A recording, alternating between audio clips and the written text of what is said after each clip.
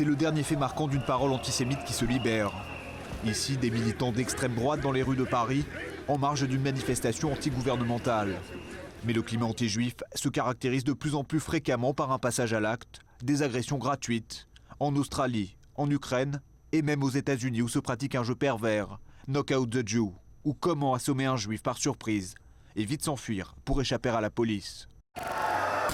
C'est pour donner aux victimes le moyen de réagir ou de se défendre que ces instructeurs, passés dans les meilleures unités de l'armée israélienne, proposent depuis peu leur service aux communautés juives. Ces 10 dernières années, l'organisation Otzma a formé de nombreuses forces de police à travers l'Europe. Mais aujourd'hui, ses membres souhaitent répondre à une situation urgente. Nous n'agissons pas au nom du gouvernement israélien et nous ne cherchons absolument pas à interférer dans les affaires intérieures des pays dans lesquels nous sommes sollicités. Mais nous avons une clientèle qui demande notre assistance, à savoir les communautés juives à travers le monde. Et nous leur apportons donc notre expertise. C'est tout ce que nous faisons.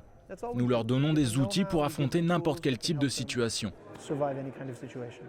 Alex Elski est l'un des principaux soutiens de l'organisation Otzma.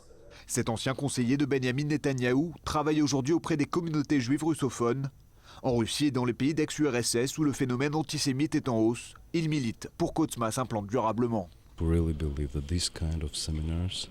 Nous sommes convaincus que ce genre de séminaire offre une excellente réponse aux besoins des communautés juives. Ici, on ne cherche pas à savoir quel type d'équipement électronique ou de caméra permettrait de mieux sécuriser un lieu communautaire, mais d'apprendre aux gens à identifier ou ressentir un danger et leur montrer comment y faire face. Développer des réflexes d'autodéfense, dompter la peur, voilà ce que tentent d'enseigner les instructeurs d'Otzma à ces jeunes apprentis qui n'ont pour la plupart jamais été confrontés à la violence.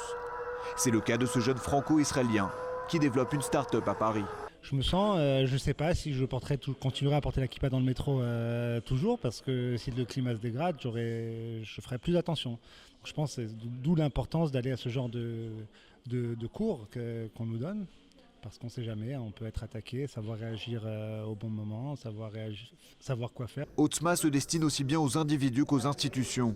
En dernier recours, elle apporte aussi son expertise en matière de lutte antiterroriste.